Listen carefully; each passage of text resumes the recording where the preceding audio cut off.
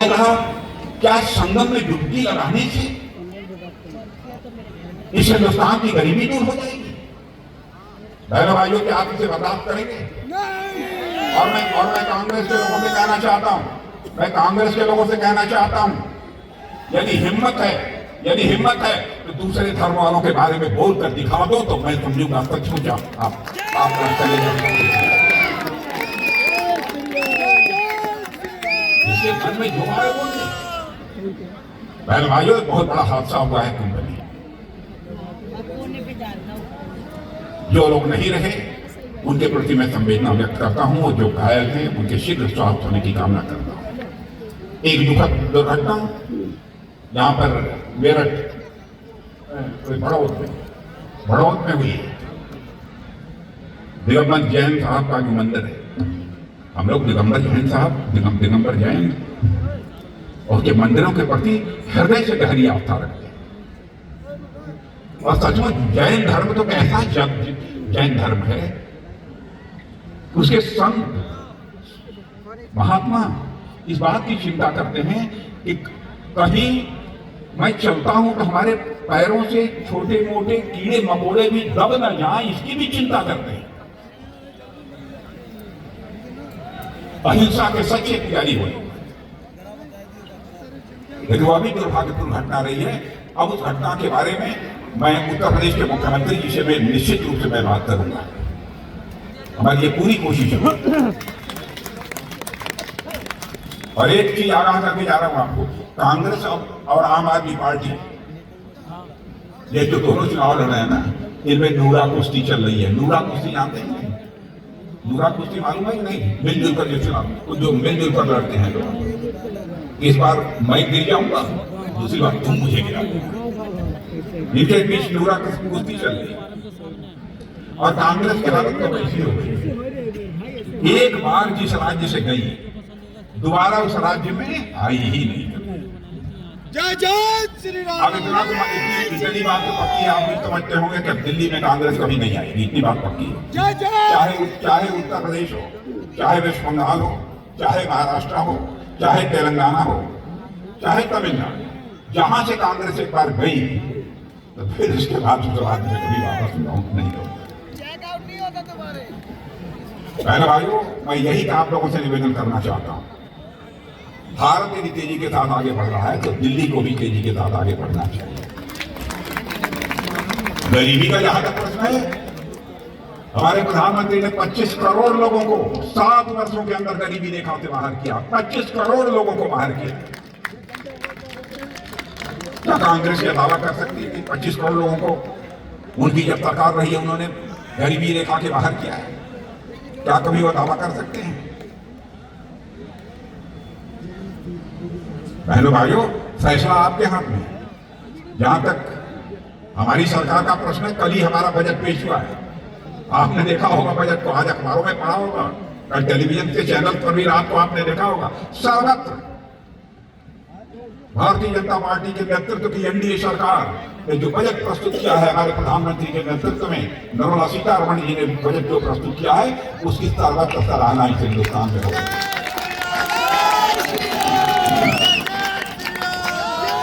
आज कोई कल्पना भी नहीं कर सकता था 7 लाख रुपए तब तो टैक्स नहीं लगता था, लेकिन इसकी लिमिट एकाएक बढ़ाकर 7 लाख से 12,75,000 कर दी जाएगी। कोई कल्पना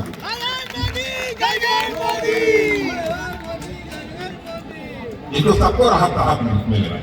और ऑनलाइन प्लेटफॉर्म जो कर्मचारी हैं, तो ऑनलाइन आप लोग सामान मंगवाते हैं, इन सब सारे लोगों के लिए केंद्र सरकार ने एक विशेष योजना लाने का भी फैसला किया। ऐसी कई चीजें, 36 गंभीर बीमारियों से जुड़ी हुई जो महंगी दवाएं थी, उन दवाओं पर पूरी तरह से हमारी सरकार ने टैक्स समाप्त कर दिया।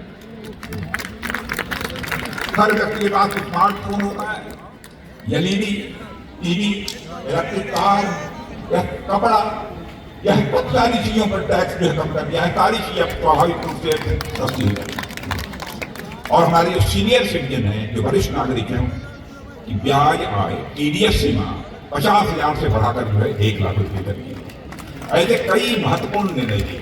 और मैं कर्मचारी भाइयों के बारे में कहना चाहता हूं, 8वां वेतन आयोग लागू करने का, इसके बारे में हमारी सरकार ने कैबिनेट में फैसला कर दिया है आज के कुछ ही दिनों पहले। और जब 8वां वित्त आयोग, ये वेतन आयोग की संस्तुतियां जब लागू हो जाएंगी, तो स्वाभाविक रूप से आवास भत्ते में वृद्धि होगी, किराया या घर खरीदने में आपको मदद मिलेगी, और साथ ही साथ मेडिकल जो अलाउंस होता है, मेडिकल भत्ते में भी स्वाभाविक रूप से वृद्धि होगी। इतना शानदार ये बजट मेरे बहनों भाई आया है। इसलिए मैं आप सबसे कहना चाहता हूं कि आप सभी का पूरा समर्थन भारतीय जनता पार्टी का आपको प्राप्त हो, यही निवेदन करने के लिए आप सब। और इसलिए यदि अंतर्राष्ट्रीय मंच पर भारत का मस्तक यदि ऊंचा देखना चाहते हैं, अंतर्राष्ट्रीय मंच पर भारत का मस्तक यदि ऊंचा देखना चाहते हैं, इस समय भारतीय जनता पार्टी के अतिरिक्त और कोई विकल्प नहीं है।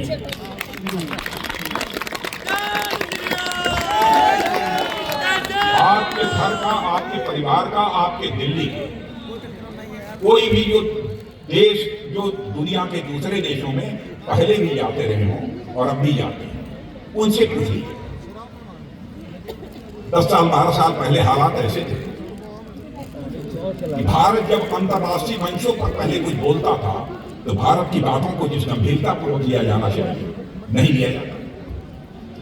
यदि बहनों भाइयों, आज यदि भारत अंतर्राष्ट्रीय मंचों पर कुछ बोलता है तो सारी दुनिया कान खोल कर सुनती है भारत बोल क्या रहा है।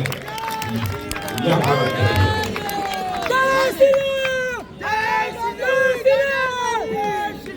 और आप जानते हैं अखबारों में पढ़ा होगा, तहव्वुर राणा, यह जो एक बड़ा आतंकवादी, जिसने 2008 की जो मुंबई की आतंकवादी वारदात थी जो ताज में हुई, उसका मुल्जिम अमेरिका में था। और सुप्रीम कोर्ट ने यह कह दिया है, वहां की अमेरिका के, हमारी सुप्रीम कोर्ट ने नहीं, अमेरिका की सुप्रीम कोर्ट ने कहा कि नहीं, अब इसको भारत वापस किया जा सकता है। बहनों भाइयों, इस आतंकवादी को ये बहुत बड़ी विजय है, ये मोदी जी का एक करिश्मा है।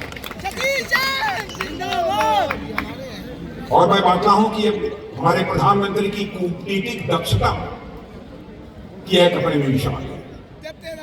भारत की साख की, भारत की विश्व